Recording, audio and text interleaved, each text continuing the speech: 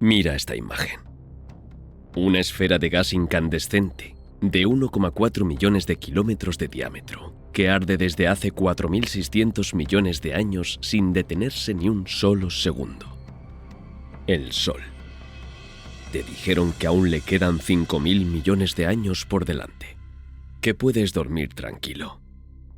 Pero esto es lo que te dicen menos. En menos de 1.000 millones de años, es decir, una quinta parte de lo que queda, la Tierra probablemente será inhóspita. Los océanos habrán desaparecido. La vida compleja habrá dejado de existir en la superficie. Y no es una teoría conspirativa. Es lo que los modelos astrofísicos actuales predicen con una precisión creciente, con sus certezas, sus zonas grises y sus verdaderas preguntas sin respuesta. Esta noche no vamos a contarte que los científicos mienten. Vamos a hacer algo más raro. Darte la imagen completa, con los datos en bruto, las incertidumbres reales y lo que los investigadores siguen debatiendo hoy. Agárrate, porque la realidad es mucho más fascinante y mucho más urgente que lo que te enseñaron en la escuela. Empecemos por lo básico. Lo que aprendiste en clase de Ciencias de la Tierra es esto. El Sol es una estrella de tipo enana amarilla, en la secuencia principal. Fusiona hidrógeno en helio en su núcleo desde hace 4.600 millones de años, y le quedan aproximadamente 5.000 millones de años antes de abandonar esta fase estable. Luego, el escenario clásico. Se hincha hasta convertirse en gigante roja. Engulle potencialmente la órbita de la Tierra. Luego se contrae en una nebulosa planetaria y termina como una enana blanca. Un cadáver estelar del tamaño de la Tierra, enfriándose durante decenas de miles de millones de años. Este relato es correcto en sus grandes líneas. Y ahí es donde se detiene para la mayoría de la gente. ¿Por qué? Porque es tranquilizador. 5.000 millones de años es una cifra tan gigantesca que neutraliza cualquier ansiedad. Ningún ser humano puede realmente aprehenderla. Entonces, se pasa a otra cosa. Pero este relato estándar contiene varias elipsis importantes. No mentiras, omisiones pedagógicas. Lo que los manuales escolares simplifican al extremo es la dinámica evolutiva del Sol en escalas intermedias. No dentro de 5.000 millones de años, en 500 millones, en 1.000 millones, en 2.000 millones. Y ahí, las cifras cambian radicalmente. Otro punto que la escala escamotea. Los modelos estelares no son leyes grabadas en mármol. Son simulaciones numéricas sofisticadas, basadas en ecuaciones de física de plasmas y de termonuclear, que se han afinado progresivamente desde la década de 1950. Son extremadamente robustos para las grandes tendencias, pero incluyen incertidumbres cuantificadas, que los investigadores publican en sus artículos y que los medios generalistas nunca retoman. Vamos a mirarlas de frente. Primer punto, y el más crítico. El Sol no es un objeto estático. Hoy brilla con una luminosidad aproximadamente un 30% superior a la que tenía cuando se formó la Tierra, hace 4.600 millones de años. Y esa luminosidad sigue aumentando de manera progresiva e inexorable. ¿Por qué? Mecanismo simple. A medida que el Sol convierte hidrógeno en helio, la densidad de su núcleo aumenta. Para mantener el equilibrio hidrostático, es decir, el balance entre la presión de radiación hacia el exterior y la gravedad hacia el interior, el núcleo se contrae ligeramente, su temperatura sube y las reacciones de fusión se aceleran. ¿Resultado? El flujo de energía emitido aumenta. Los modelos actuales, en particular los del modelo solar estándar desarrollado por John Bacall y sus colaboradores y continuamente actualizado, predicen un aumento de luminosidad de alrededor del 1% cada 100 millones de años. ¿Parece poco? No es poco. Un aumento del 10% de la luminosidad solar basta para modificar profundamente el balance energético terrestre. Estudios de modelización climática planetaria, en particular los trabajos de James Casting en Penn State, publicados en Icarus ya en 1993 y actualizados regularmente, muestran que la Tierra alcanzará ese umbral crítico en alrededor de 1000 a 1500 millones de años. En ese punto, el forzamiento radiativo será tal que los océanos empezarán a evaporarse de forma acelerada. El vapor de agua, un potente gas de efecto invernadero, acelerará a su vez el calentamiento en un bucle de retroalimentación positiva incontrolable. El mismo mecanismo que transformó a Venus en un infierno a 465 grados. Este fenómeno tiene un nombre preciso: el desbocamiento del efecto invernadero húmedo. En el horizonte de 1000 millones de años, los organismos multicelulares complejos probablemente serán incapaces de sobrevivir en la superficie terrestre. Los únicos organismos posibles serían extremófilos, microbios adaptados a condiciones extremas, confinados en nichos específicos. 1000 millones de años. Es 4 veces menos de lo que retienes de la versión escolar. Lanzada en 2018 por la NASA, la Parker Solar Probe es el objeto artificial más rápido jamás construido por la humanidad. Alcanzó en 2024 una velocidad récord de 6,1 millones de kilómetros del Sol, es decir, alrededor de 8,5 radios solares desde la superficie. Lo que Parker ha revelado perturba los modelos existentes en varios puntos concretos. El primero, los vientos solares están estructurados en switchbacks, inversiones locales del campo magnético que se asemejan a pliegues bruscos. Estas estructuras habían sido teorizadas, pero su frecuencia y su intensidad a esta proximidad sorprendieron a los equipos. Su mecanismo de generación sigue siendo parcialmente debatido entre dos hipótesis principales: las reconexiones magnéticas en la superficie y las perturbaciones inducidas por las ondas de Alfvén. El segundo punto, más fundamental. Parker aportó nuevos datos sobre el problema del calentamiento de la corona solar, esa capa externa de la atmósfera del Sol que alcanza más de 1 millón de grados, mientras que la superficie no supera los 5500. Esta paradoja dura desde hace 80 años.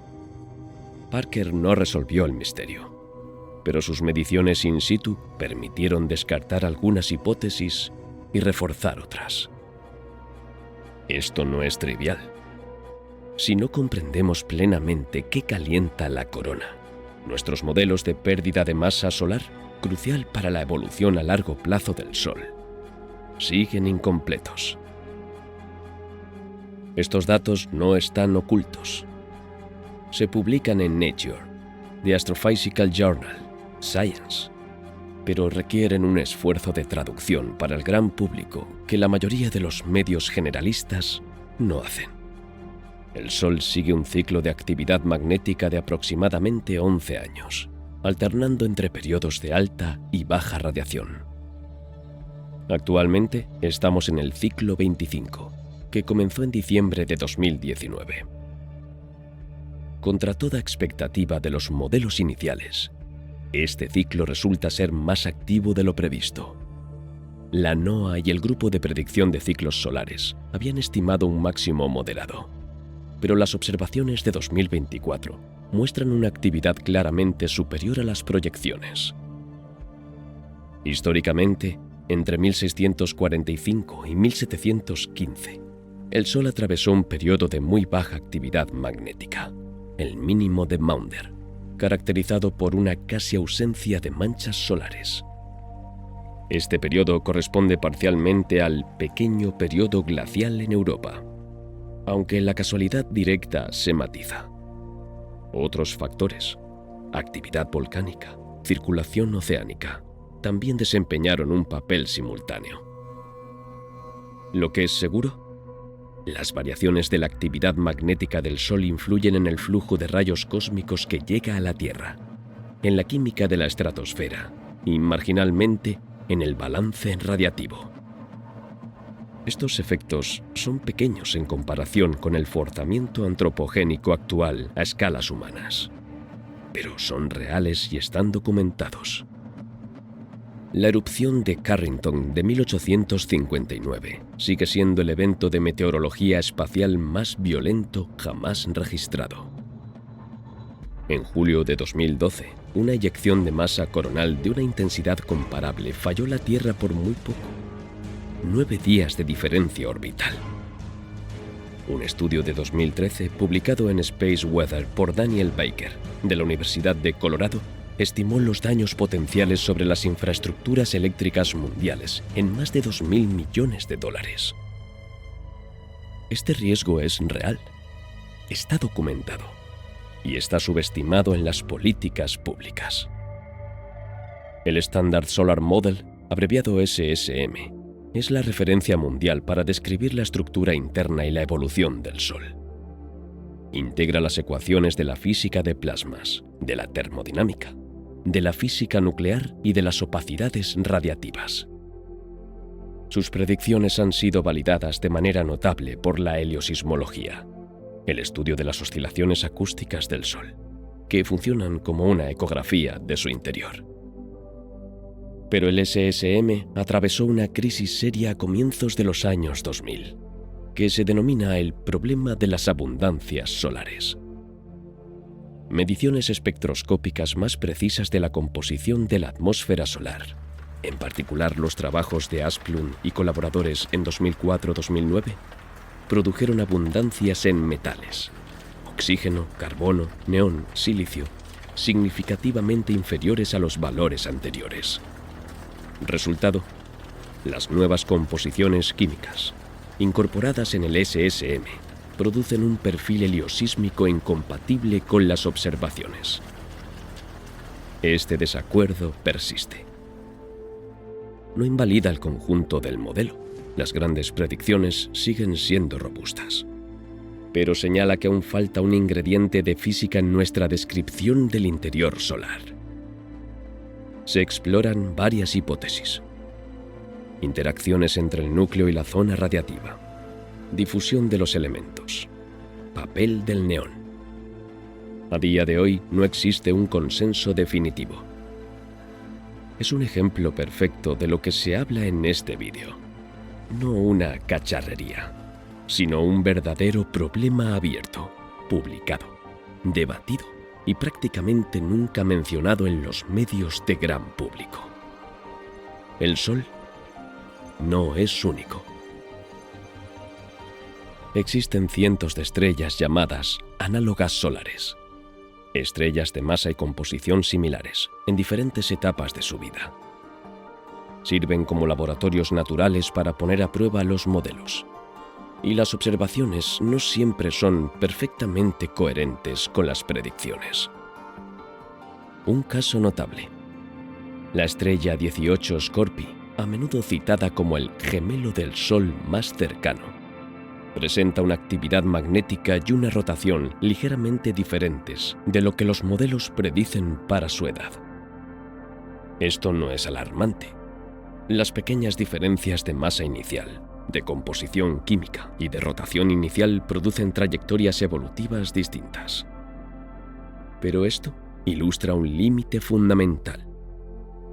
Nuestro conocimiento de la evolución estelar se basa en promedios estadísticos y modelos paramétricos.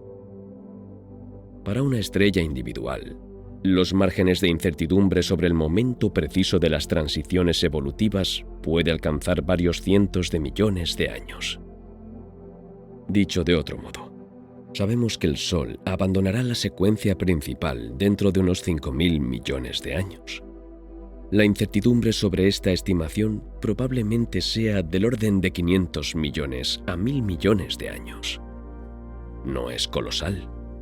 Es una precisión de más o menos 10 a 20% sobre una duración gigantesca. pero es un matiz que el discurso divulgativo borra sistemáticamente al presentar 5.000 millones de años como una cifra exacta.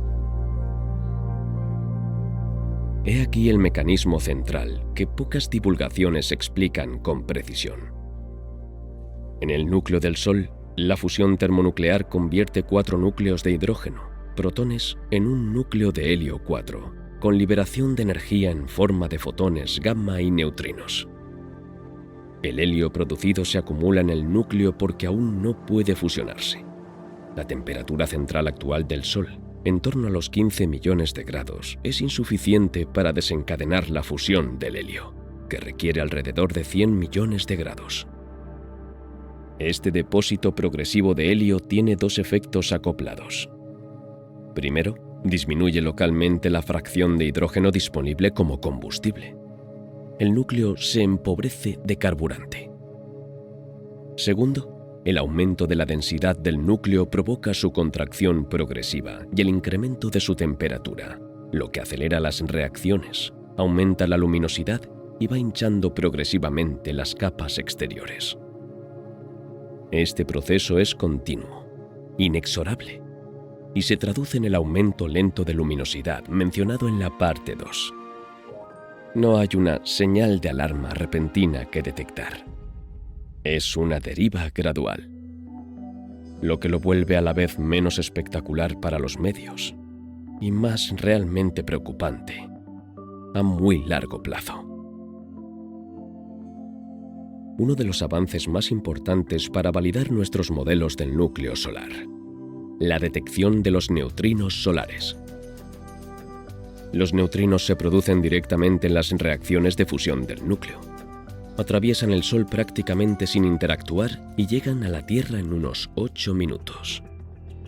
Durante décadas, los detectores terrestres medían un flujo de neutrinos solares inferior en un factor 3 a las predicciones.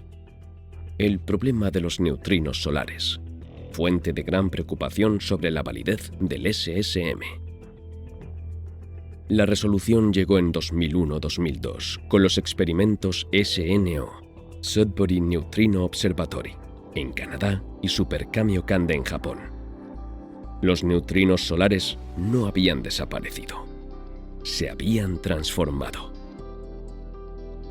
El fenómeno de oscilación de neutrinos, que implica que los neutrinos tienen masa, contrario a las previsiones del modelo estándar, explicaba el déficit aparente. Este descubrimiento valió el Premio Nobel de Física 2015 a Takaaki Kajita y Arthur MacDonald. Resultado: el SSM queda validado. El núcleo solar funciona como se esperaba. Nuestros modelos de fusión son correctos. Es una victoria científica notable y un buen ejemplo de cómo la ciencia se corrige y se refuerza. No hay complot. Hay algo más banal y más estructural. La divulgación científica funciona por compresión. Un manual escolar de secundaria tiene 400 páginas para cubrir todo el programa de ciencias naturales. Un artículo de prensa tiene 500 palabras. Un vídeo de YouTube de introducción al sistema solar dura unos 8 minutos. En estos formatos, el matiz desaparece mecánicamente. No por mala voluntad, sino por la limitación de espacio y de atención. Lo que queda es el esqueleto narrativo más simple. Al Sol le quedan 5.000 millones de años. Punto. La verdadera pregunta: ¿en cuánto tiempo la Tierra se vuelve inhabitable? Es mucho más compleja. Depende de múltiples parámetros y no tiene respuesta en una sola frase. Los propios investigadores, cuando se dirigen al gran público, tienden a simplificar para no perder a su audiencia. No es engaño, es una adaptación al contexto. Pero el resultado es una población informada al 30% de un tema que merece el 100%. Existe un contexto económico y político real en torno al Sol. La energía solar fotovoltaica representa hoy la fuente de electricidad renovable de crecimiento más rápido.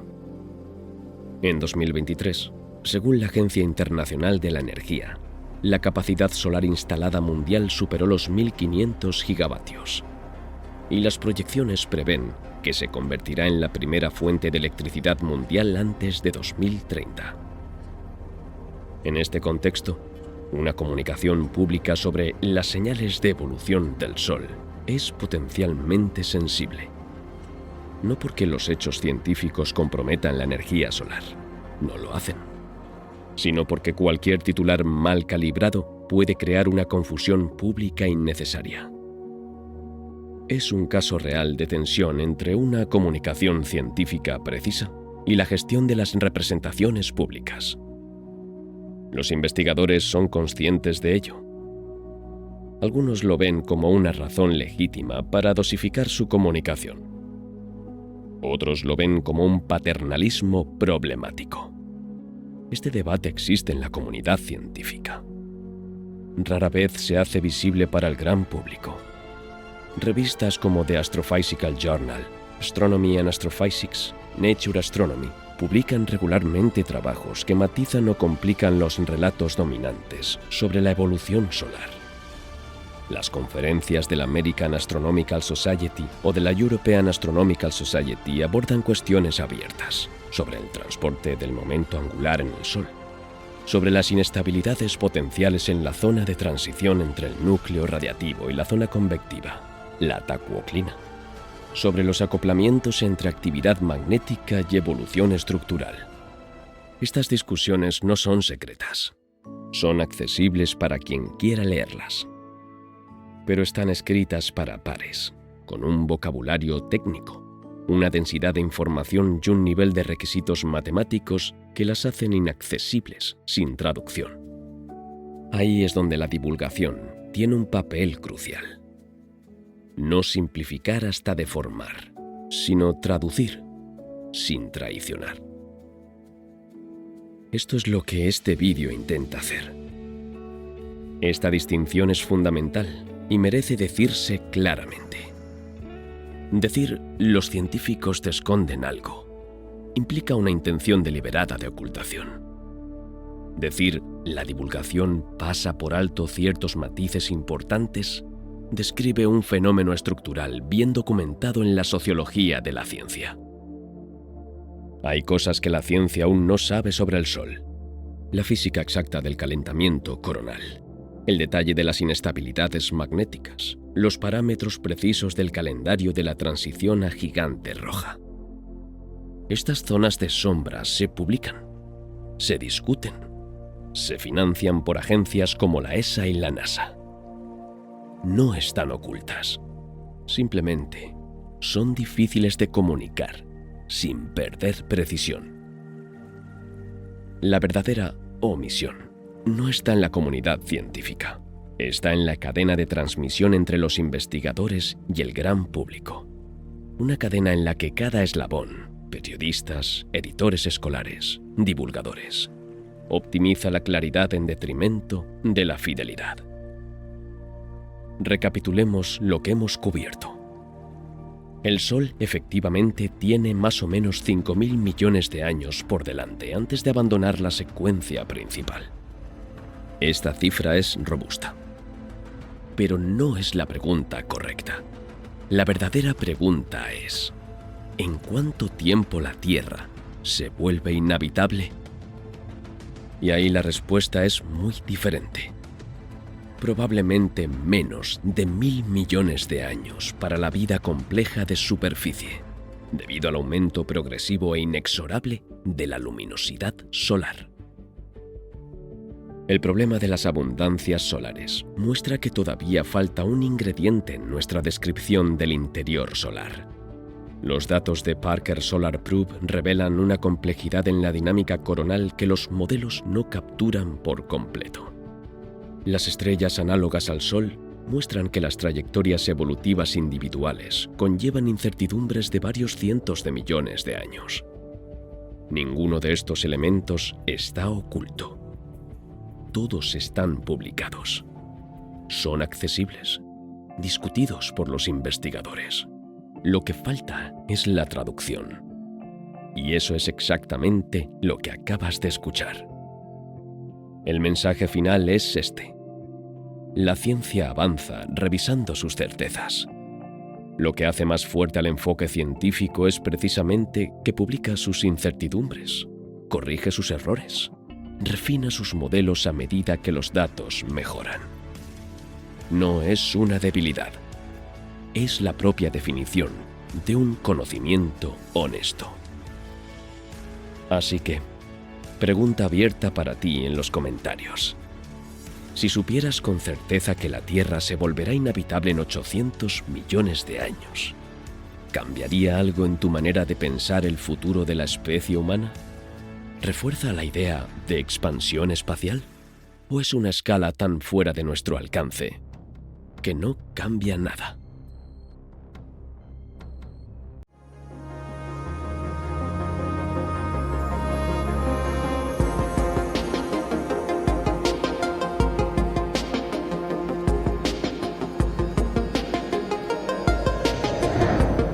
Las nebulosas del universo adoptan formas muy parecidas a las de nuestras criaturas en la Tierra. Cuando miramos al cielo en una noche despejada, podemos reconocer constelaciones con patrones familiares. E incluso podemos adivinarlos, ya que han acunado a la humanidad desde el alba de los tiempos. El universo nos resulta a la vez familiar y desconocido. Las galaxias, las nebulosas y otros fenómenos astronómicos llevan mucho tiempo recibiendo nombres de animales. Es propio de la naturaleza humana ver cosas familiares en cosas desconocidas. Una nebulosa es una nube interestelar formada por gas y polvo. Las nebulosas son uno de los ingredientes del universo, junto con las estrellas, los planetas y las galaxias. Desempeñan un papel fundamental en la historia del cosmos, ya que es su interior donde se forman nuevas estrellas. Las nebulosas desempeñan un papel clave en la evolución de las galaxias. Una mejor comprensión de cómo se forman y evolucionan las nebulosas permitirá entender mejor la evolución general de las galaxias. Las nebulosas contienen elementos químicos que son materiales esenciales en la construcción de planetas, estrellas y de la propia vida. Proporcionan información crucial sobre la química del universo. Al recoger datos sobre las nebulosas y sobre las regiones en las que se forman nuevas estrellas, los científicos están reuniendo elementos para reconstruir el entorno que existía en el universo primitivo. Cuanto más alejadas estén las nebulosas estudiadas, más nos ayudarán los elementos recogidos a comprender las primeras etapas de la evolución cósmica.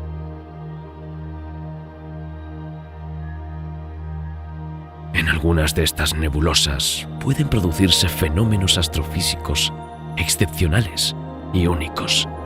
Observarlos contribuye a enriquecer nuestra comprensión del universo. Existen varios tipos de nebulosas. Las más comunes son las nebulosas de emisión, las nebulosas de reflexión y las nebulosas oscuras. Las nebulosas de emisión brillan. Esto se debe a que sus átomos son excitados por la radiación ultravioleta emitida por estrellas jóvenes cercanas. A su vez, los átomos se convierten en una fuente de radiación. En cambio, las nebulosas de reflexión no emiten ninguna radiación. Reflejan la luminosidad de las estrellas más cercanas, reproduciendo incluso su color. Las nebulosas oscuras son densas concentraciones de polvo que absorben la luz. Solo son visibles cuando detrás de ellas hay una fuente de luz desde la que se puedan ver. Son fáciles de observar y, a menudo, incluso visibles a simple vista. Pero, ¿cómo se descubrieron estas nebulosas? ¿Y cómo se forman?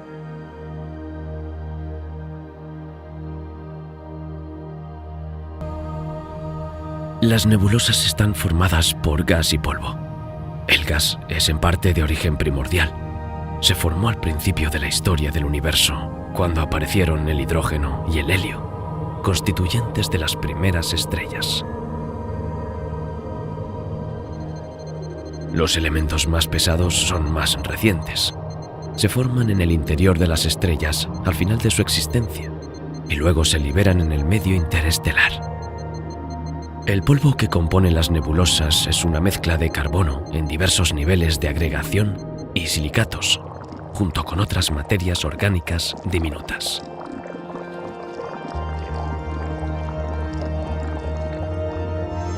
El gas es esencialmente hidrógeno. Las nebulosas son regiones en las que el medio interestelar se ha vuelto más denso debido a la gravedad. Esto ha llevado a la formación de nubes que atraen la materia a su alrededor una vez que han alcanzado una masa y un tamaño suficientemente grandes. Estas nubes pueden hacerse visibles cuando las estrellas recién formadas en su interior excitan los átomos, haciéndolas luminosas.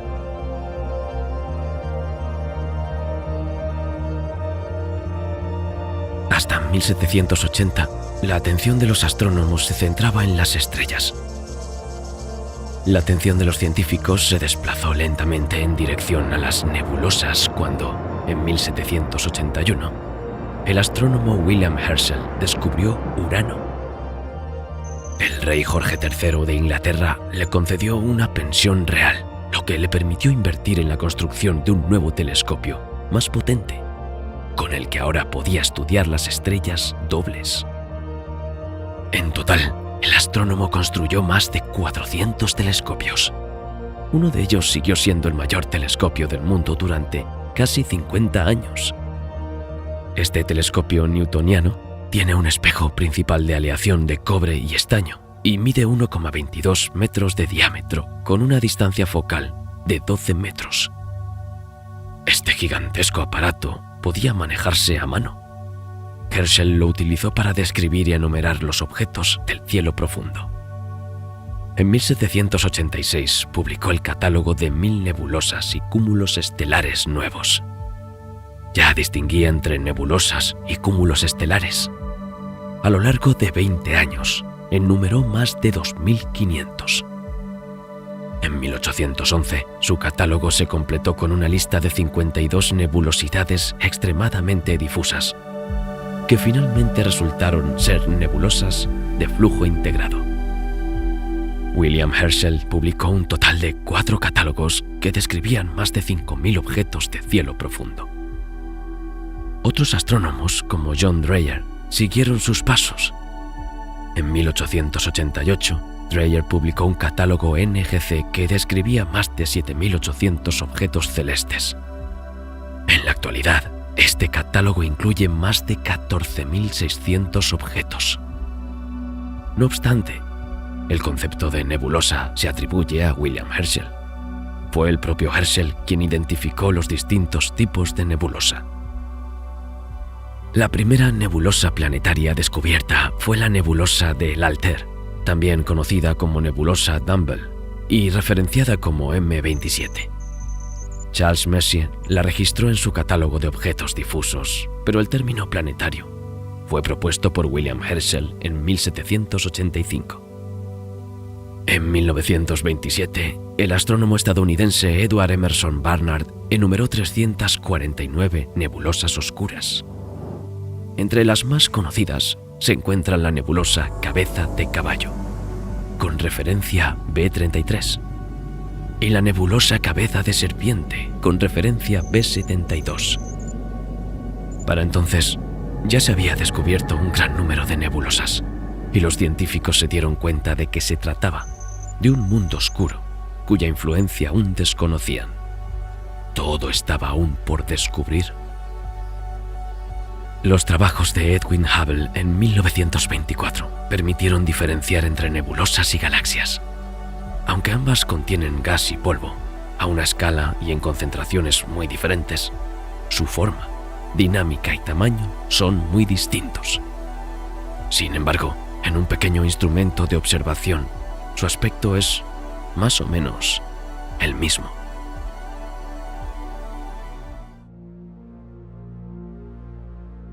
Las nebulosas pueden fotografiarse en colores cálidos.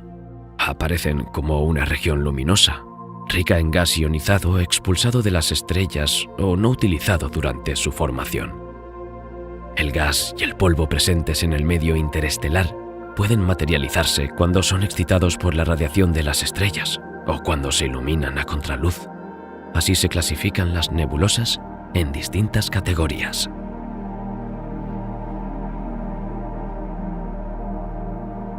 Las nebulosas emisoras son formaciones gaseosas que producen su propia luminiscencia. Absorben la luz de una estrella caliente cercana y la emiten a energías más bajas en forma de diversos colores. Se denominan nebulosas brillantes, a diferencia de las nebulosas de reflexión, que se limitan a reflejar la luz de las estrellas cercanas. También conocida como IC 2177, la nebulosa de la Gaviota es una inmensa nebulosa de emisión. Vista desde la Tierra, su diámetro es 4 veces mayor que el de la Luna llena. Domina el resplandor rojizo de hidrógeno atómico y está salpicada de luminosas estrellas jóvenes que se extienden a lo largo de la nebulosa. El nombre de nebulosa de la Gaviota procede de su gran parecido con la silueta de un pájaro. Esta nube cósmica es un lugar ideal para la formación de nuevas estrellas. La nebulosa de la Gaviota se encuentra a 3.800 años luz de la Tierra y tiene un diámetro de unos 100 años luz. Contiene varios cúmulos abiertos, entre ellos NGC 2343, NGC 2335, Collinder 465 y Collinder 466. Esta nebulosa es difícil de observar incluso en condiciones ideales, ya que su magnitud aparente es de +10. El gran número de estrellas que componen la nebulosa la hace imposible de ver. Estas alas son casi imposibles de ver, a diferencia de la cabeza, referenciada como NGC 2327, que contiene menos estrellas. Se trata de una región de emisión compacta en la que está encerrada una estrella masiva. Existen varias categorías de nebulosas de emisión.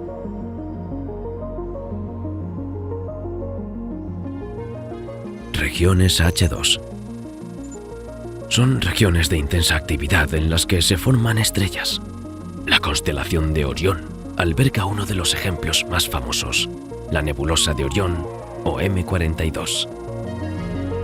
Su proximidad a la Tierra la convierte en una de las nebulosas más conocidas y estudiadas por los científicos. Dentro de la nebulosa de Orión se forman numerosas estrellas e incluso discos planetarios. La nebulosa brilla con fluorescencia. Excitados por la radiación ultravioleta de las estrellas brillantes, los átomos de gas emiten luz.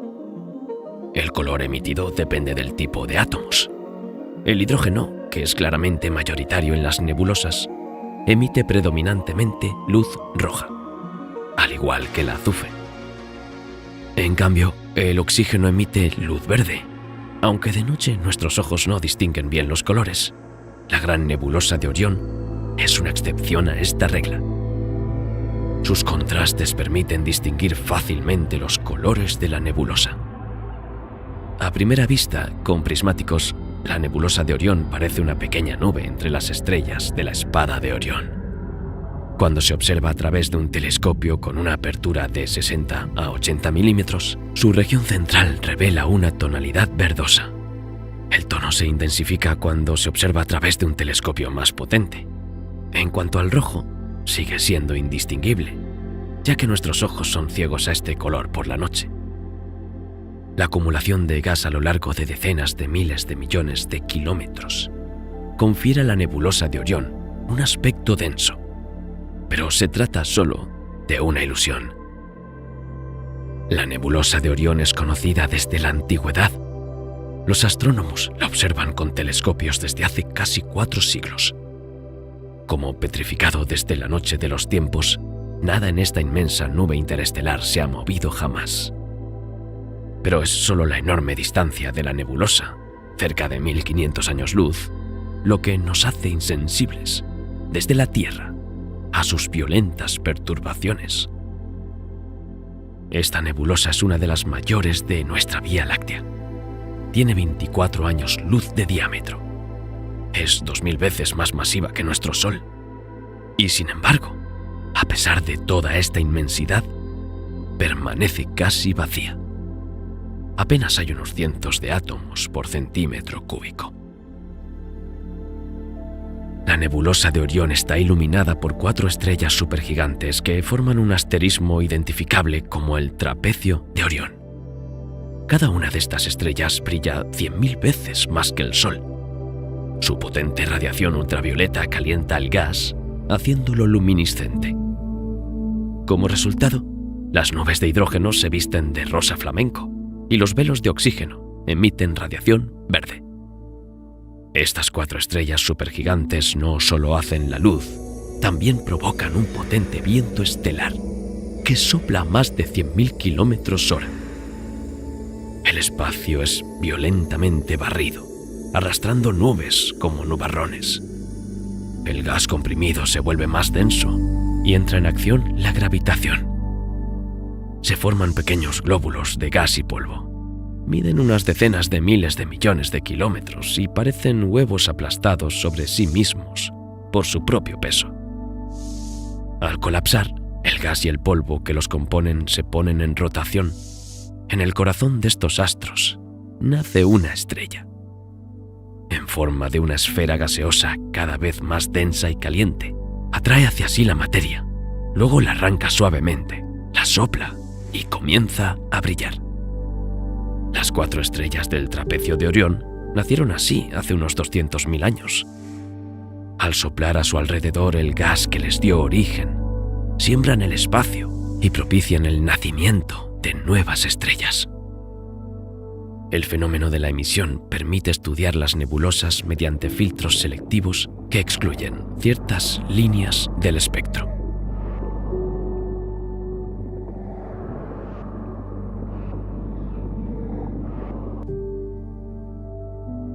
Las nebulosas planetarias son de colores brillantes y muy estructuradas. Están asociadas a la muerte de estrellas de baja masa, como el Sol.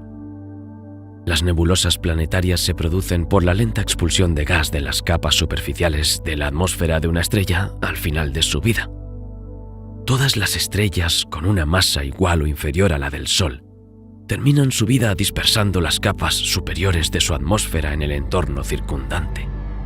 El material adquiere la forma de un disco relativamente regular, que recuerda a un planeta. De hecho, en la época de las primeras observaciones de William Herschel, este observó la pequeña estrella que permanecía visible en el centro de la nebulosa, rodeada de un disco pálido que daba la falsa impresión de que estaba naciendo un planeta. Las estrellas de mayor masa también producen inyecciones cuando mueren, pero estas son mucho más brutales. Entonces explotarán en una supernova, formando un remanente de supernova, o SNR para abreviar. Las nebulosas planetarias y las SNR pueden confundirse a veces, pero existen muchas diferencias entre ellas. Muchas nebulosas planetarias son fácilmente accesibles para los astrónomos profesionales y aficionados desde la Tierra. Entre ellas se encuentran la nebulosa Lyra M57, la nebulosa Dumbbell M27, la nebulosa Rosette NGC 2237-9, la nebulosa Owl M97 y la nebulosa Helix NGC 7293. El descubrimiento de este tipo de nebulosas está al alcance de los astrónomos aficionados. Se han propuesto 139 nebulosas planetarias candidatas y se han confirmado unas 20. La nebulosa de Lyra es la más representativa de las nebulosas planetarias. Aparece como una magnífica corona que rodea a la estrella mientras se apaga. El núcleo de la estrella está completamente expuesto y aún brilla, iluminando el gas que lo rodea. La enana blanca situada en el centro de la nebulosa de Lyra alcanza los 100.000 grados centígrados. En comparación, el Sol alcanza los 5.500. Tiene extensiones mucho más grandes que el anillo principal, seguramente resultado de eyecciones de material por parte de la estrella, anteriores a la formación de la propia nebulosa. Las nebulosas planetarias proporcionan información no solo sobre la constitución de la estrella, sino también sobre la fecha en que expulsó materia mediante el cálculo del ritmo de expansión del gas. El impresionante dinamismo de las nebulosas planetarias se refleja en algunos casos en gas que se desplaza a velocidades de 1000 a 5000 kilómetros por segundo. Esto provoca ondas de choque y zonas excepcionales de turbulencia. Una vez que la estrella ha expulsado hasta el 35% de su envoltura, termina su vida como estrella enana.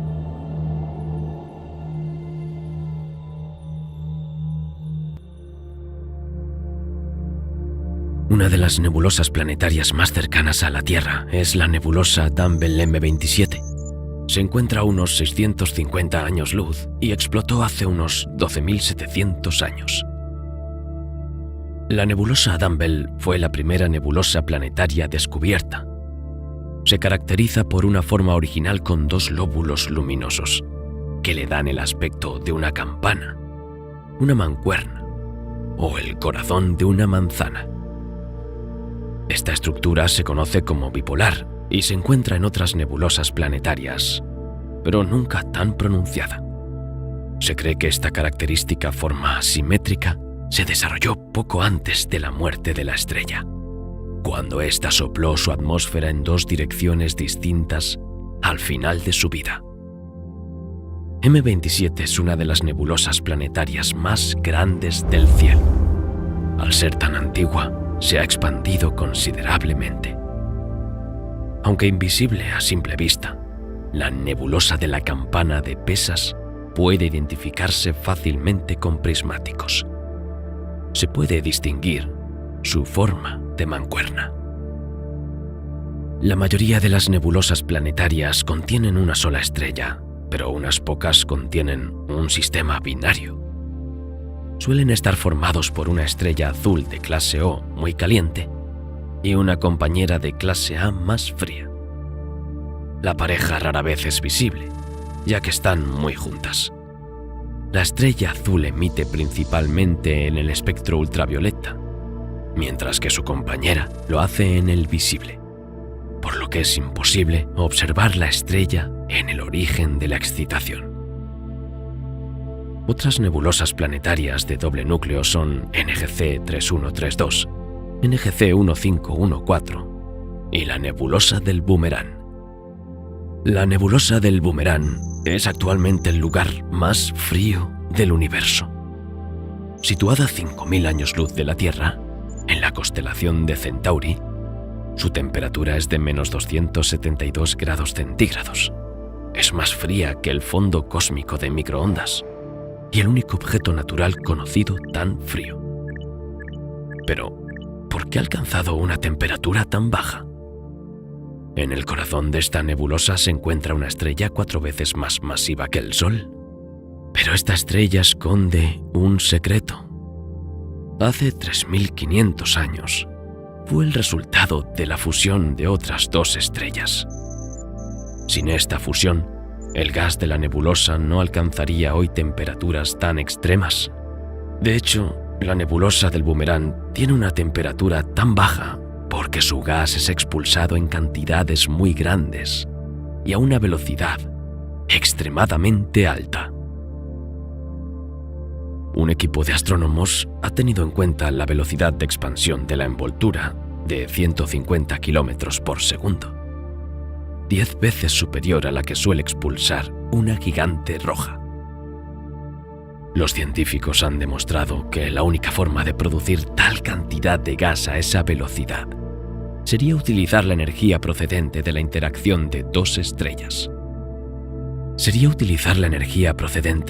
interacción de dos estrellas. Hace unos miles de años, la gigante roja habría atrapado en su envoltura a una estrella compañera.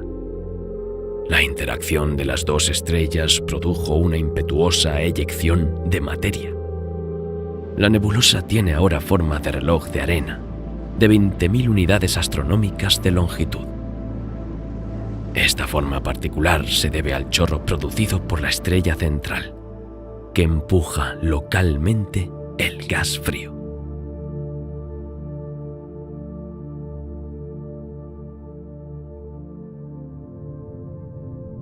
Otra nebulosa planetaria que contiene un sistema binario y que es admirada por su maravillosa forma es la nebulosa PN M2-9, apodada nebulosa de la mariposa o nebulosa del chorro gemelo.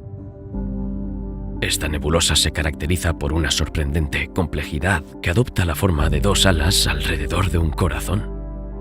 El núcleo está formado por dos estrellas viejas que cambian de aspecto y estado para convertirse en enanas blancas.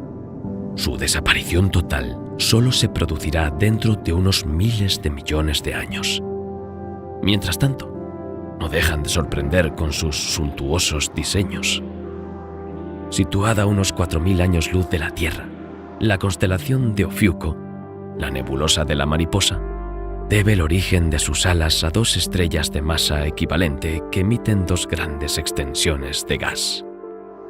La más pequeña de la pareja tiene una masa de entre 0,6 y una vez la del Sol, y ya es una enana blanca. Se estima que su compañera tiene entre 1 y 1,4 veces la masa del Sol. Ya ha liberado sus capas exteriores. Se cree que la expansión del gas que forma estas fascinantes alas de mariposa comenzó hace unos 1200 años. Dentro de un caparazón de gas, la nebulosa contiene dos chorros que expulsan materia a velocidades de más de 1 millón de kilómetros por hora. Los científicos también han descubierto recientemente que un disco de gas, 15 veces mayor que la órbita de Plutón, rodea a las dos estrellas. Al parecer, la estrella, que ya ha adoptado la forma de una enana blanca, está en proceso de despojar a su compañera, que se desvanece. NGC 1514, también conocida como nebulosa de la bola de cristal, es una nebulosa planetaria situada en la constelación de Tauro, a unos 800 años luz de la Tierra. Fue descubierta en 1790 por William Herschel. Esta nebulosa se caracteriza por su forma de par de anillos. Esta doble estructura se explica por la presencia de un sistema binario de estrellas envejecidas en el centro de la nebulosa. En concreto, la nebulosa adopta la forma de un doble caparazón, con una envoltura muy brillante en el centro y otra más fina en el exterior. En el centro de la nebulosa, dos estrellas giran alrededor de un centro de gravedad común, con un periodo de 4 a 9 días.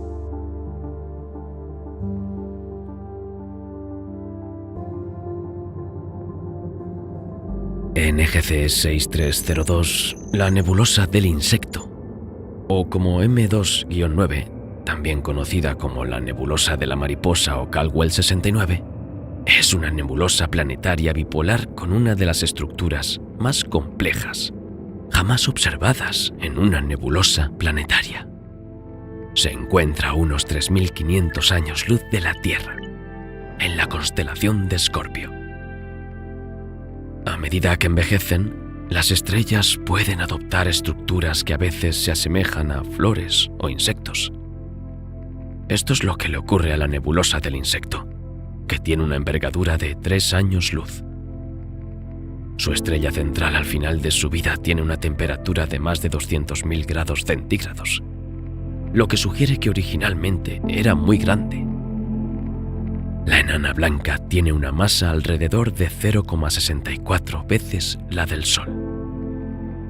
Está rodeada por un denso disco de gas y polvo. Es este mismo disco el que da lugar a la estructura bipolar que hace que la nebulosa parezca un reloj de arena. La nebulosa del insecto consta de 2 lóbulos primarios. Una ancha banda oscura atraviesa el centro de la nebulosa, sumiendo a la estrella central en la oscuridad en toda su extensión. Esta banda tiene una composición química excepcional. Los científicos han podido detectar cristales de hielo, cuarzo y numerosos silicatos. El rasgo característico de la nebulosa es que está compuesta por minerales ricos en oxígeno, así como por minerales ricos en carbono. En la mayoría de los casos, estos minerales no coexisten. Las estrellas son básicamente ricas en uno u otro, y la transición del primer estado al segundo se produce a medida que la estrella envejece. Esto sugiere que las moléculas de hidrocarburos de la nebulosa de los insectos se formaron en un entorno rico en oxígeno. La nebulosa de los insectos sufre extrañas proyecciones de materia en la parte que representa sus alas. Estos chorros se proyectan a más de 1000 kilómetros por segundo y de forma asimétrica. Se cruzan entre sí y forman estructuras desordenadas. Algunos investigadores han especulado con que estas eyecciones podrían deberse a la fusión de la enana blanca central con otra estrella. Sin embargo, debido a la falta de visibilidad del centro de la nebulosa, esta hipótesis aún no ha sido confirmada.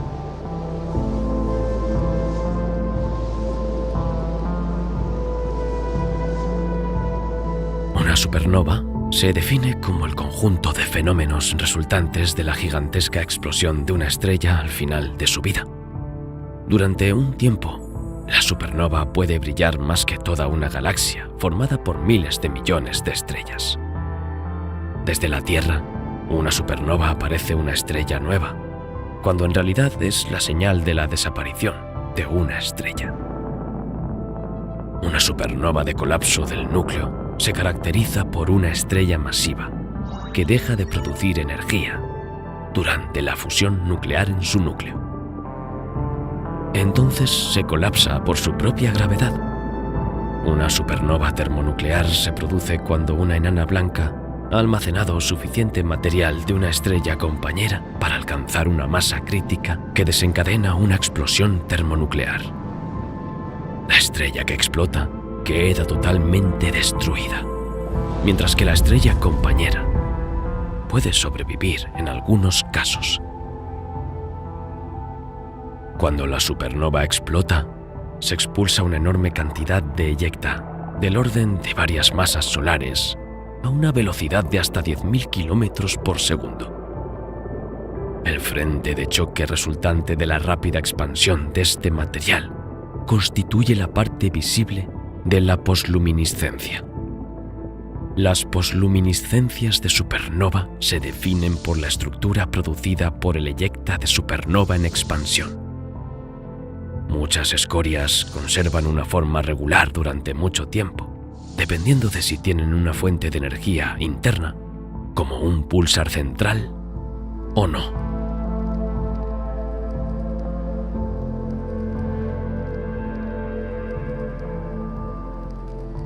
Para comprender mejor los resplandores de las supernovas, miremos al cielo.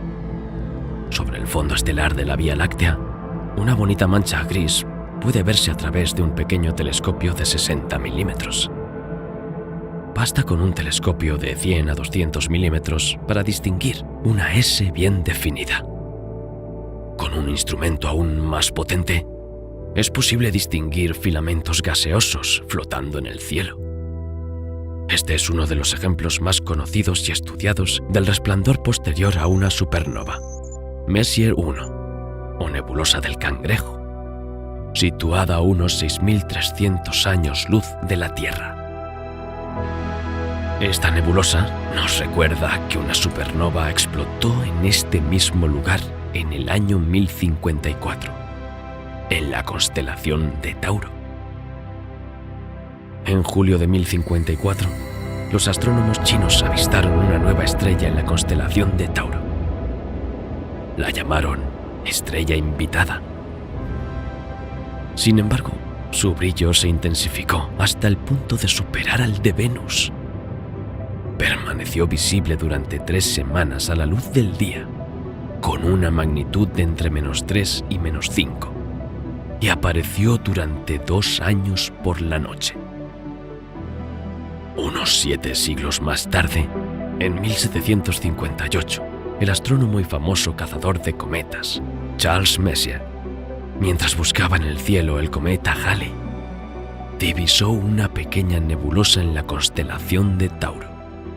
Le asignó el número 1. No fue hasta 1928 cuando Edwin Hubble estableció el vínculo entre la famosa estrella invitada de 1054 y esta nebulosa Messier 1, a apodada la nebulosa del Cangrejo en referencia al gas en expansión liberado por la supernova. Sigue creciendo a una velocidad de 1500 kilómetros por segundo. Los restos que forman la nebulosa están compuestos de helio e hidrógeno ionizados y tienen una temperatura superior a los 10.000 grados centígrados. Se diluirán en el cosmos durante los próximos miles de años.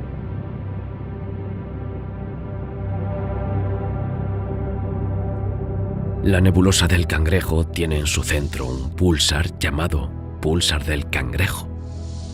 Gira unas 30 veces por segundo. Este púlsar emite 200.000 veces más energía que el Sol, lo que lo convierte en el púlsar más energético conocido. Su diámetro se estima entre 28 y 30 kilómetros. Es responsable de la iluminación central de la nebulosa. La nebulosa está situada muy cerca del plano de la eclíptica, lo que la convierte en una fuente de radiación interesante para el estudio de otros cuerpos celestes. Observando sus ondas de radio o rayos X, es posible medir y estudiar otros objetos cercanos.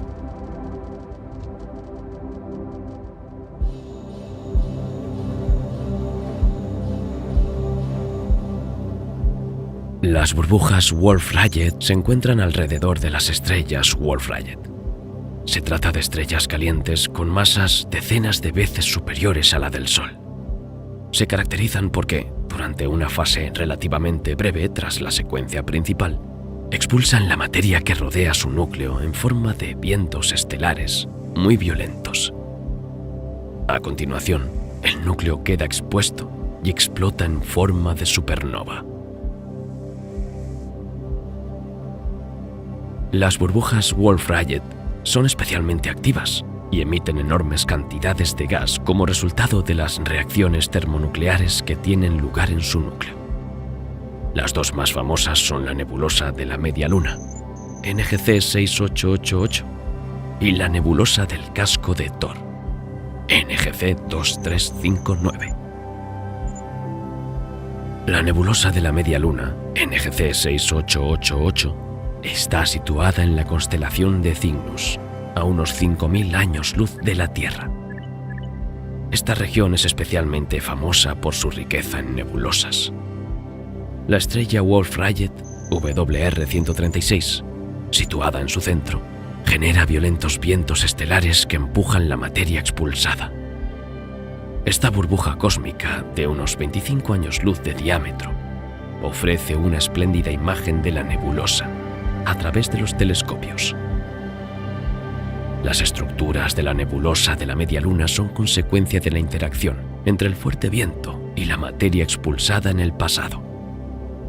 Esta estrella se acerca al final de su vida y debería acabar explotando como supernova.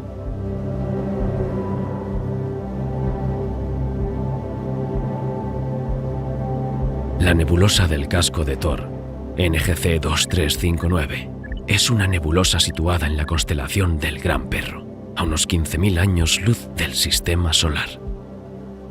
Tiene la peculiar forma de una burbuja soplada por una estrella masiva, con filamentos complejos. La estrella Wolf-Rayet WR7, situada en su centro, es extremadamente caliente. La nebulosa tiene un magnífico color verde esmeralda debido a las fuertes emisiones de los átomos de oxígeno de la nube.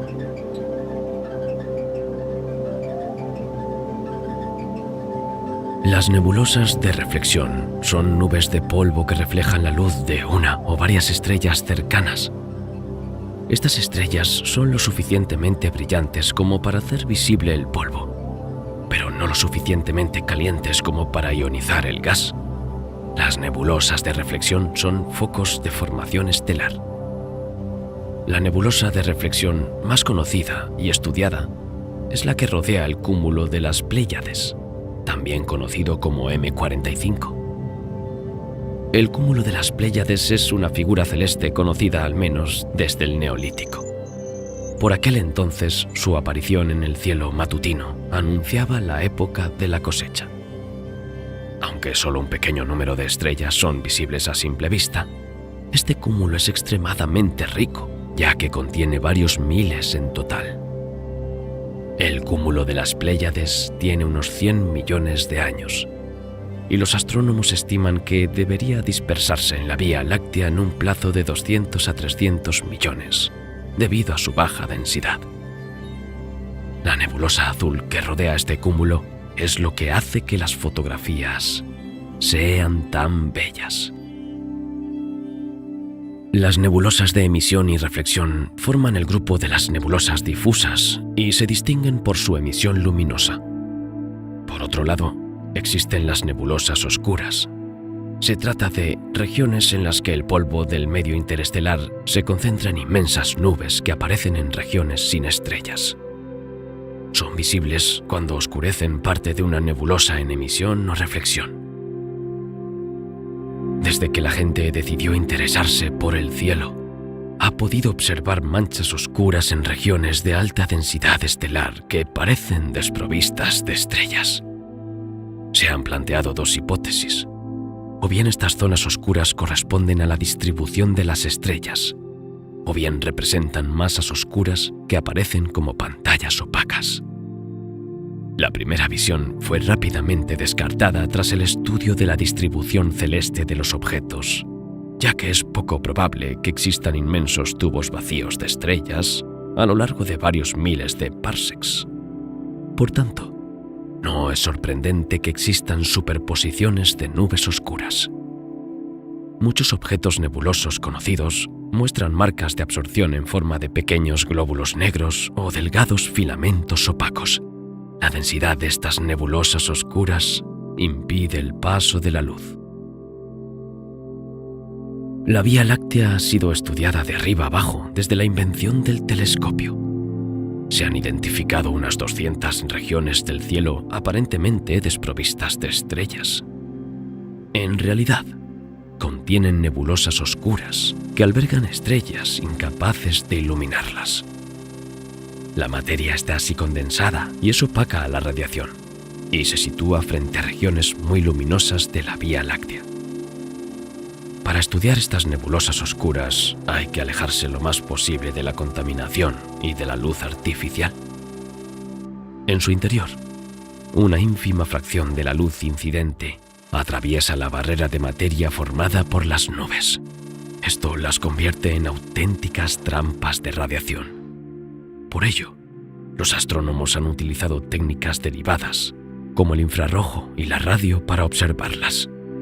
Estas nubes oscuras pueden tener un espesor de hasta 150 años luz. Cuando las nubes oscuras no son ni demasiado gruesas ni demasiado densas, las técnicas infrarrojas son capaces de penetrar en ellas y observar los objetos que hay detrás. Las nebulosas oscuras se encuentran entre los cuerpos más fríos y grandes de nuestra galaxia. Están formadas por hidrógeno molecular y diversos tipos de polvo cuyos granos, mezcla de silicato, grafito, hielo y diversos metales ferrosos, las hacen suficientemente opacas. Las nebulosas también se distinguen por su grosor. Las más grandes pueden contener hasta 100 masas solares de polvo.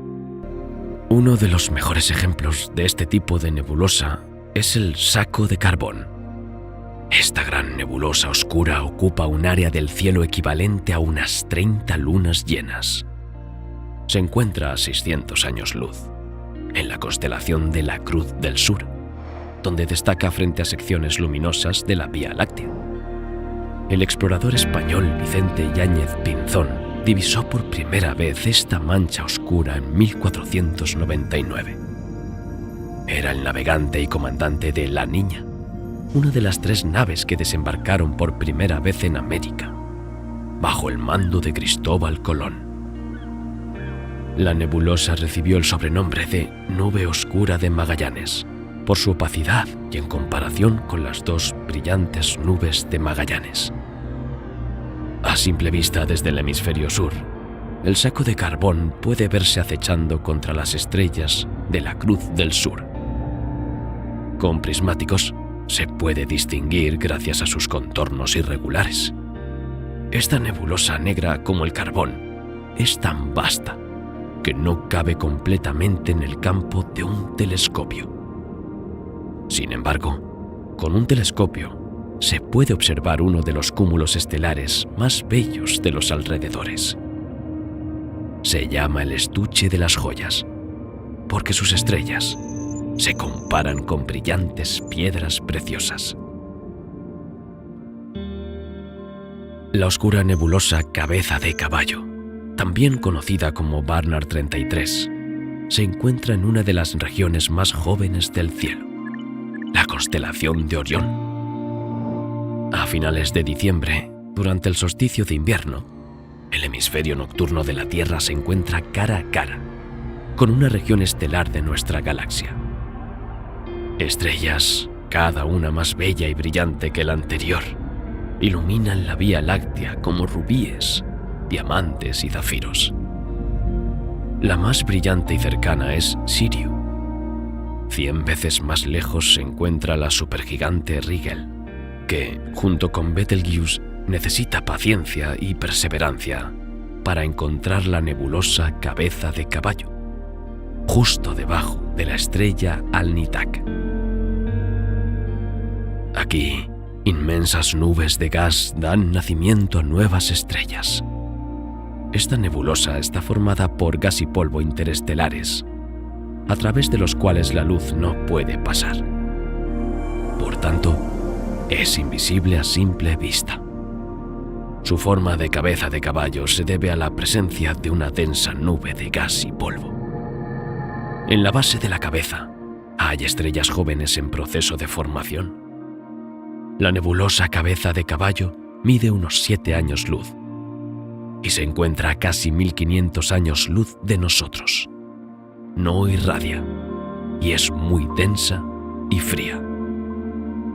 Se dice que algunas nebulosas son caóticas porque son únicas en el sentido de que son emisoras y oscuras al mismo tiempo. Los gases que contienen adquieren apariencias muy diferentes y el entorno está perturbado. Algunos ejemplos son la nebulosa del Hechicero, NGC 7380, la nebulosa IC 1318 y la nebulosa norteamericana, NGC 7000. Cerca de Deneb, la estrella más brillante de Cygnus, se encuentra la nebulosa norteamericana, NGC 7000, en la constelación de Cygnus. Está estrechamente acompañada por una nebulosa vecina apodada el Pelícano, IC 5070. La masa de gas contenida en estas dos nebulosas se estima en 5000 masas solares. Entre ambas, forman la parte visible de una inmensa nube de hidrógeno. Los científicos pensaban que la cercana estrella supergigante Deneb les proporcionaría la energía necesaria para su fluorescencia. Resulta que esta estrella no es lo suficientemente caliente, a 8230 grados, y que la nebulosa necesita ser calentada por una estrella con una temperatura superior a 30.000 grados. Además, Deneb está demasiado lejos del complejo de la nebulosa. En realidad, la estrella ionizante se encuentra en la parte posterior de la nebulosa. Tiene una temperatura superficial superior a 40.000 grados y pertenece a un sistema binario. La luz emitida por la estrella recorta los contornos de las nubes de tal forma que nos recuerda, desde la Tierra, al continente norteamericano. El Muro del Cisne es una región que recuerda a México y Centroamérica. Es en esta región de la nebulosa donde encontramos el mayor índice de formación estelar. La nebulosa de Norteamérica solo es visible en cielos excelentes, aunque emite una luz nada desdeñable de magnitud 5. Se extiende por una zona tan vasta que resulta difícil de ver. Cubre una superficie más de 10 veces mayor que la de la luna llena. La nebulosa del Hechicero, NGC 7380, debe su nombre a que, vista de perfil, sus contornos recuerdan la figura de un hechicero. Desde arriba se distinguen su sombrero, sus ojos, su nariz, su boca y su larga barba. Esta nebulosa se encuentra en la constelación de Cefeo, a unos 8.000 años luz de la Tierra. Está rodeada por un cúmulo abierto. La nebulosa y el cúmulo forman un entorno favorable para el nacimiento de nuevas estrellas y la creación de nuevos planetas. La nebulosa del hechicero no es fácilmente identificable en la bóveda celeste. Requiere muy buenas condiciones de observación, así como el uso de instrumentos precisos, como un telescopio de al menos 200 milímetros de diámetro. La nebulosa IC 1318, también conocida como nebulosa de la mariposa, está situada en la constelación de Cygnus. Esta nebulosa es brillante en emisión y tiene una nebulosa oscura en su centro. Su forma circunfleja es claramente visible en las fotografías.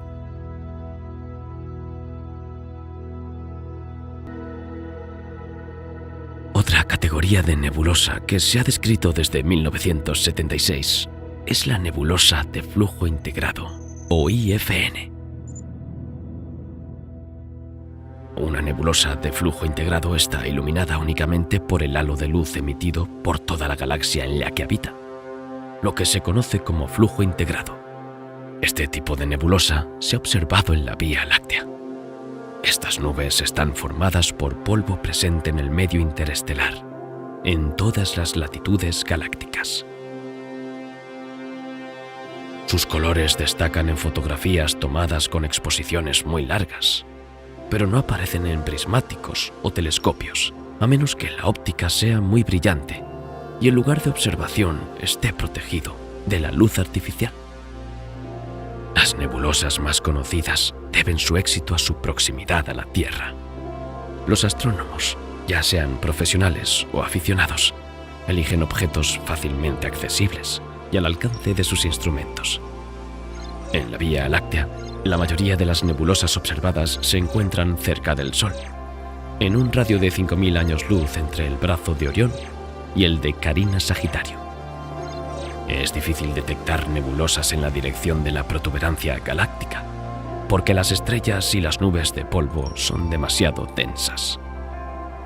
El resto del universo, más allá de la Vía Láctea, también contiene nebulosas sorprendentes.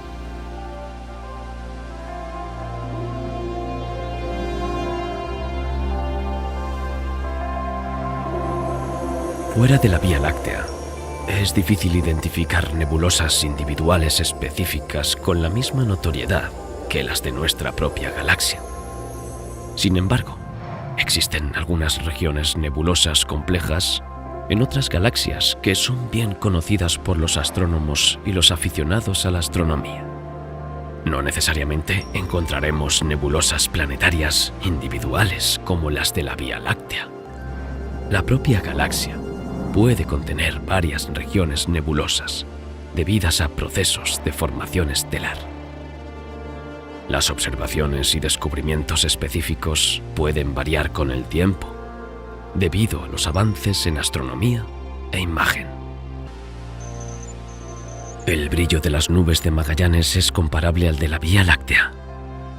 En el hemisferio sur y en ausencia de contaminación lumínica, ambas se ven claramente sin necesidad de un instrumento de observación. Si se utilizan prismáticos, sus formas características son claramente visibles. La galaxia de las grandes nubes mide el equivalente a 20 lunas llenas, alineadas de extremo a extremo.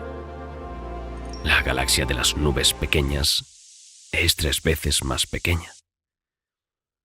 Las nubes de Magallanes son las 2 mayores galaxias satélites de la Vía Láctea. La gran nube está a 160.000 años luz del Sol y la pequeña nube a 200.000. Aunque no son las más cercanas a la Vía Láctea, las galaxias de las nubes de Magallanes siguen siendo más fáciles de observar. Se trata probablemente de antiguas galaxias espirales barradas que han sido distorsionadas por la atracción gravitatoria de la Vía Láctea. La galaxia de la Nube Pequeña contiene alrededor de 3.000 millones de estrellas, mientras que la galaxia de la Nube Grande tiene 10 veces ese número. Esta última contiene una de las mayores nebulosas conocidas en el universo, la nebulosa de la Tarántula. Una vasta mancha de niebla interestelar es visible en la Gran Nube de Magallanes. Se trata de la nebulosa de la Tarántula, también conocida como NGC 2070.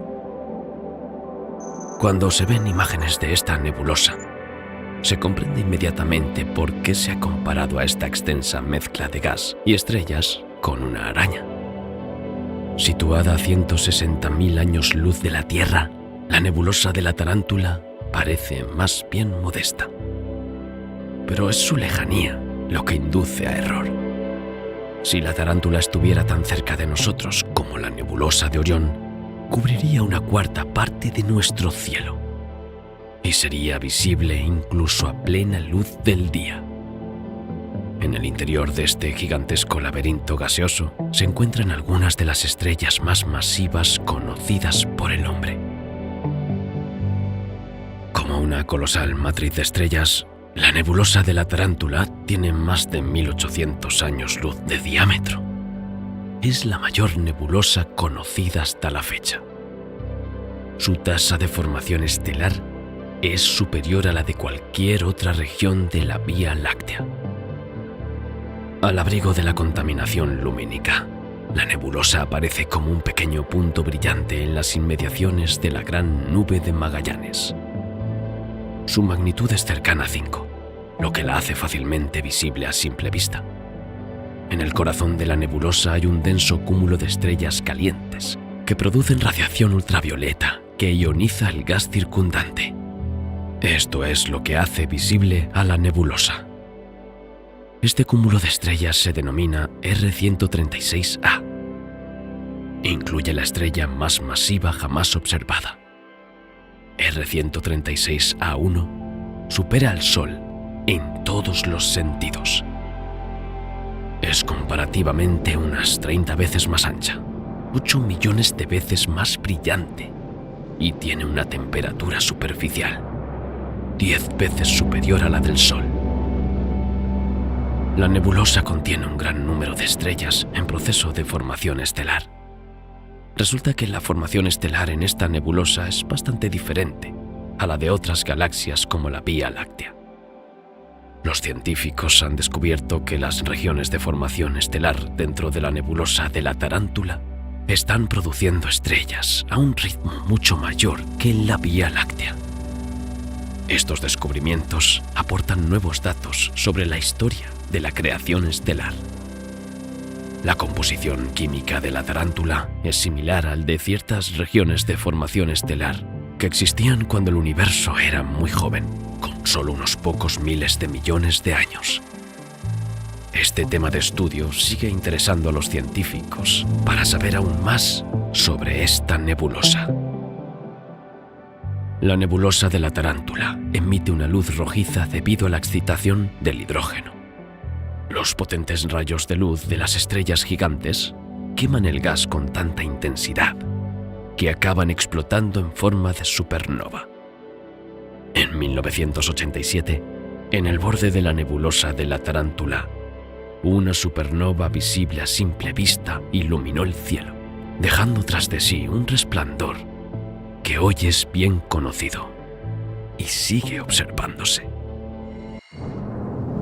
En 1987, la galaxia de la Gran Nube de Magallanes fue el escenario de la supernova más brillante registrada en los últimos 400 años.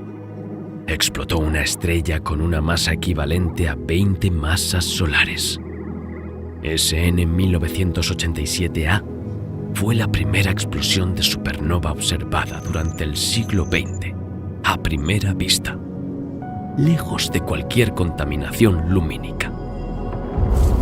A continuación, se observó de forma continua en todos los dominios explotables de la radiación electromagnética.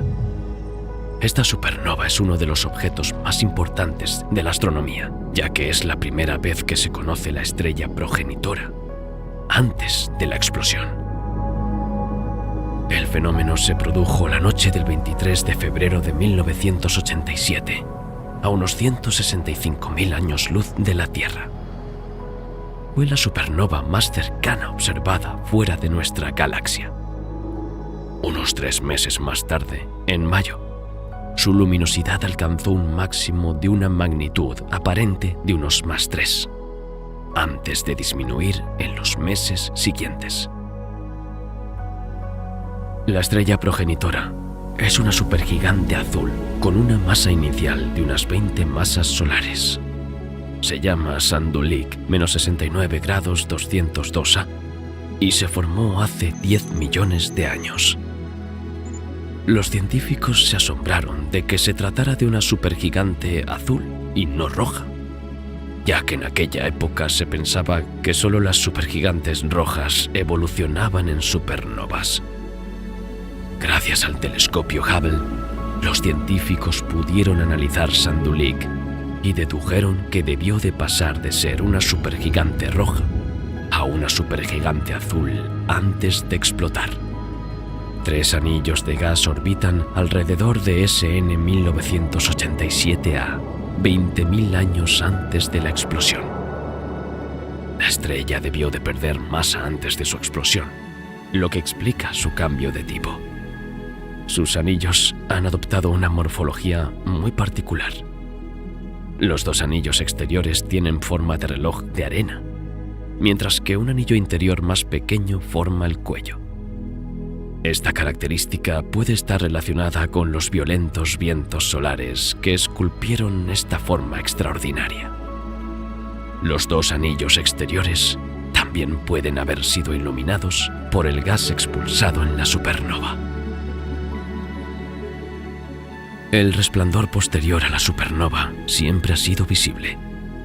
Es objeto de observación intensiva porque es el resplandor más joven conocido. Todos estos años de observación de SN 1987A tienen un valor inmenso. Los datos permiten a los científicos comprender mejor las etapas finales de la evolución de las estrellas. Las supernovas tienen una importancia considerable en la historia del universo. Expulsan los elementos que se forman en el corazón de las estrellas, como el hierro, el oxígeno, el nitrógeno y el carbono. Dependiendo de la fuerza de la explosión, esto también puede suministrar energía a las nubes de gas y ayudar a crear nuevas estrellas. El estudio de la supernova 1987A desde su explosión ha permitido a los astrónomos comprender mejor las primeras etapas de la dispersión del resplandor y sus efectos en el entorno de la supernova.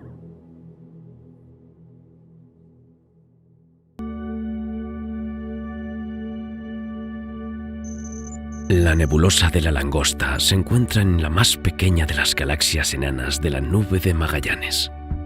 Abarca unos 400 años luz y se encuentra a unos 5.500 años luz de la Tierra.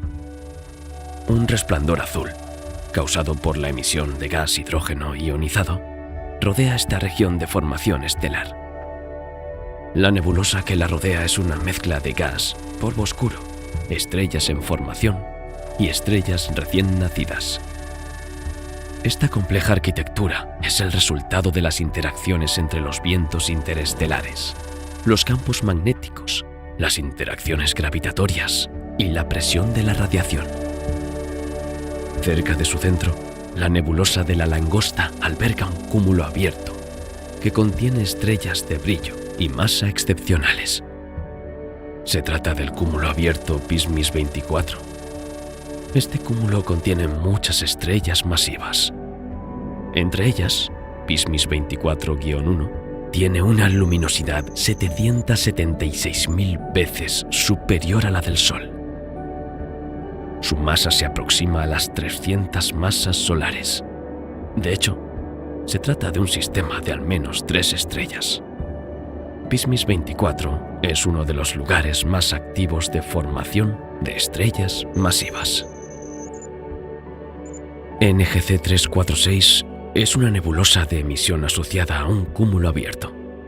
Se encuentra en la pequeña nube de Magallanes, en la constelación del Tucán. Fue descubierta por el astrónomo James Dunlop en 1826. NGC 346 se encuentra a unos 200.000 años luz de distancia. Esta intensa región de formación estelar tiene un diámetro de unos 200 años luz. NGC 346 es una auténtica maravilla del cielo austral. Estudiándola, los astrónomos han podido descubrir una población de estrellas embrionarias en formación. Estas se disponen a lo largo de las bandas oscuras de polvo visible.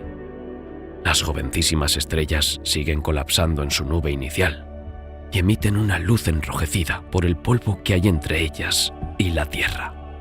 Esta guardería estelar es muy similar a las que quedan en el universo primordial. Los científicos calculan que el 2% de los 200.000 millones de galaxias del universo interactúan con una galaxia cercana. Es el caso de la famosa galaxia del perro sabueso, también conocida como galaxia del remolino y referenciada como M51. Se encuentra a una distancia abismal de 23 millones de años luz de nosotros. Messier 51 es el nombre común de las dos estrellas porque Charles Messier no las separó en su momento. En realidad, se trata de un par de galaxias en interacción. La pequeña galaxia NGC 5195 se encuentra a unas decenas de miles de años luz por detrás de su hermana mayor, NGC 5194. La primera está tan distorsionada por la interacción que dura ya casi 1.000 millones de años, que los astrónomos son incapaces de clasificarla. Como resultado de la interacción entre estas dos galaxias, están surgiendo brotes de nuevas estrellas. En la mayor de las dos galaxias se han detectado no menos de 100 nebulosas ionizadas. Nadie sabe cómo acabará el encuentro. ¿Se separarán las dos estrellas o se fundirán en una sola galaxia? La orientación nocturna de nuestro planeta, lejos del disco galáctico que ilumina las noches de verano e invierno, se dirige en primavera hacia las constelaciones con menos estrellas y menos gas interestelar, como Leo, Virgo, la Osa Mayor y los Lebreles.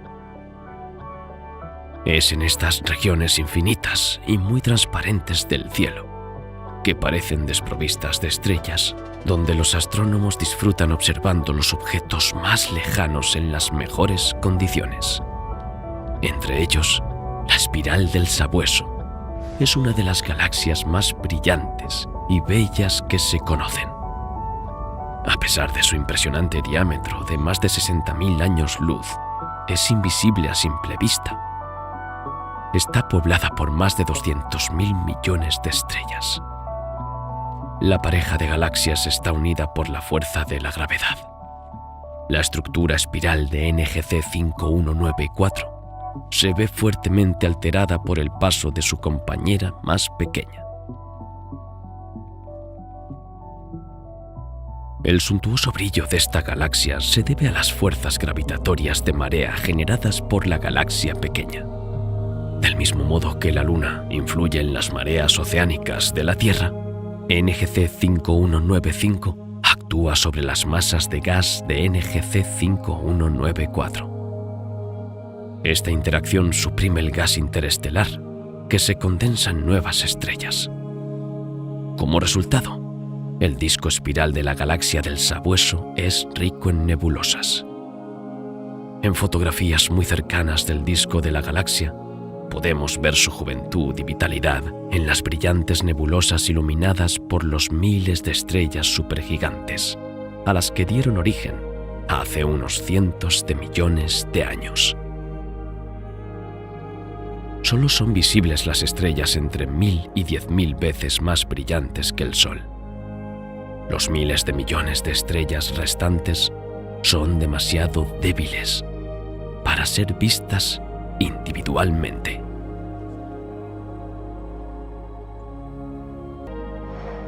La galaxia espiral barrada NGC 1313 se encuentra en la constelación de la Retícula.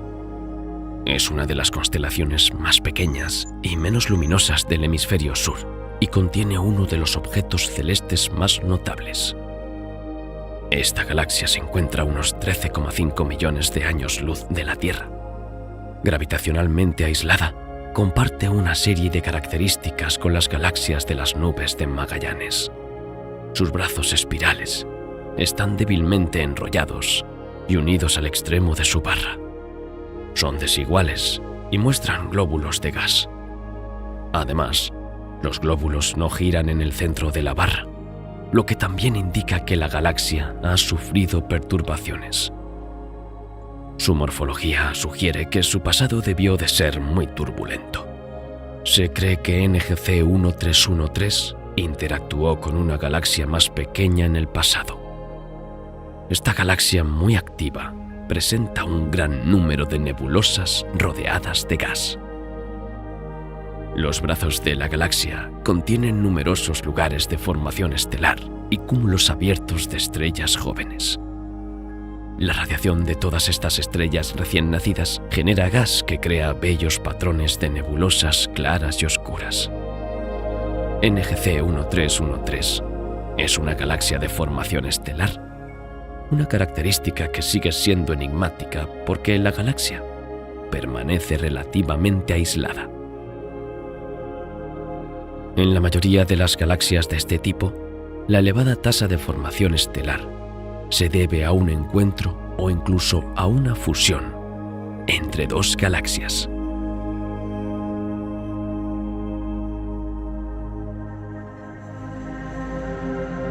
En la constelación de Perseo, NGC 1275 es una galaxia lenticular situada a unos 250 millones de años luz de la Tierra y de más de 250.000 años luz de diámetro. Esta vasta galaxia se caracteriza por una dinámica muy compleja que la distingue de otras galaxias. Situada en el corazón del cúmulo de galaxias de Perseo, está bañada por gas caliente y difuso, con una temperatura media de varias decenas de millones de grados. Este gas constituye la mayor parte de la masa luminosa de los cúmulos de galaxias. La materia que forma el entorno es muy compleja. Por un lado, el gas caliente provoca el enfriamiento y, por otro, el agujero negro supermasivo, con una masa equivalente a unos 340 millones de masas solares, genera potentes chorros muy energéticos que impiden que el gas se enfríe por completo. El resultado es una suntuosa red de filamentos que rodea a NGC 1275. Esta gran nebulosa se extiende a lo largo de 250 años luz, lo que equivale a 2 veces y media al tamaño de la Vía Láctea. El movimiento de la red de filamentos no es uniforme, sino más bien caótico. Esta dinámica podría estar íntimamente ligada al proceso de calentamiento y enfriamiento del gas que alimenta el agujero negro, situado en el corazón de la galaxia. NGC 2403, también conocida como Caldwell 7, es una galaxia espiral situada en la constelación de la Jirafa, a unos 8,5 millones de años luz de la Vía Láctea. En el brazo exterior, al este de la galaxia, se encuentra NGC 2404, un cúmulo abierto de estrellas. Está asociado a una nebulosa en emisión. Los brazos espirales de NGC 2403 están iluminados por nebulosas rojas y brillantes, algunos cúmulos abiertos azulados y vetas oscuras de polvo. En su corazón, el núcleo es brillante, aunque sigue siendo relativamente pequeño.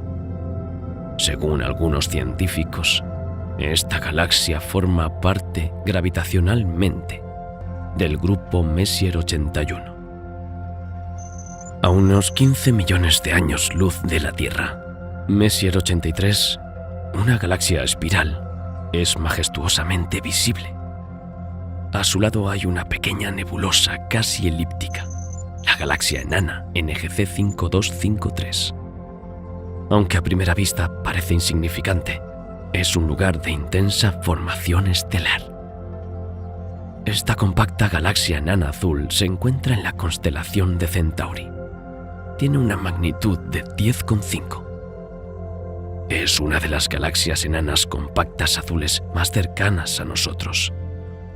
Sus brillantes colores azul y violeta pueden apreciarse con instrumentos de observación debido a su activa formación estelar. NGC 5253 alberga regiones de formación estelar muy activa, aunque contiene poco polvo, hidrógeno y helio, los elementos básicos para la formación de estrellas. Estas nubes moleculares se parecen mucho a las que formaron las primeras estrellas en el universo primitivo. Por eso, a los científicos les gusta estudiar las galaxias enanas azules compactas, para comprender mejor el proceso primordial de formación estelar. NGC 5253 consta de una zona central rica en estrellas jóvenes y calientes concentradas en un cúmulo estelar. No presenta una morfología uniforme debido al intenso consumo de gas. En su corazón se encuentra un gigantesco supercúmulo de más de 1 billón de estrellas de 3 millones de años. La luminosidad total de este supercúmulo equivale aproximadamente a 1.000 millones de veces la del Sol. Desde la Tierra es completamente invisible, ya que está oculto por una gigantesca nube de polvo. El grupo local es un conjunto de 60 galaxias que se extiende a lo largo de 10 millones de años luz. Entre ellas destacan la Vía Láctea y la galaxia de Andrómeda como miembros principales. La tercera galaxia más grande es el Triángulo, también conocida como M33.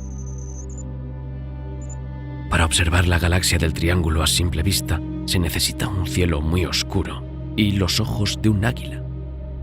Sin embargo, es fácilmente visible con prismáticos. Su disco oval es uniformemente brillante, aunque un ligero exceso de brillo hacia el centro delata la presencia de la protuberancia. Con un telescopio de 300 a 400 milímetros, podemos observar fácilmente sus suntuosos brazos espirales. La galaxia del Triángulo posee unos brazos espirales particularmente bien desarrollados que aparecen de forma espectacular cuando se observan de frente. Sin embargo, en comparación con las galaxias de la Vía Láctea y de Andrómeda, la galaxia del Triángulo tiene un tamaño modesto, ya que solo contiene 40.000 millones de estrellas. Sus brazos, muy activos, están llenos de regiones de gas ionizado en las que nacen cientos de estrellas. La mayor de estas nebulosas es NGC 604, la nebulosa del Triángulo. La nebulosa del Triángulo, también conocida como NGC 604, se extiende a lo largo de 1.500 años luz y brilla 6.000 veces más que la nebulosa de Orión.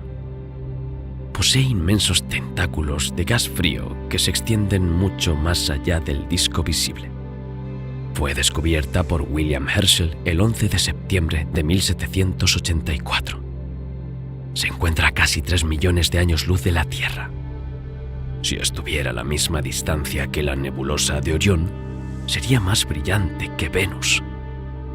Es una nebulosa de emisión con unas 200 estrellas en su corazón, con masas de entre 15 y 60 masas solares. Es este mismo cúmulo de estrellas el que irradia el gas con una enérgica luz ultravioleta que despoja de electrones a los átomos, produciendo el brillo especial de las nebulosas. Un gas caliente y disperso que emite rayos X llena las burbujas y cavidades de la nebulosa.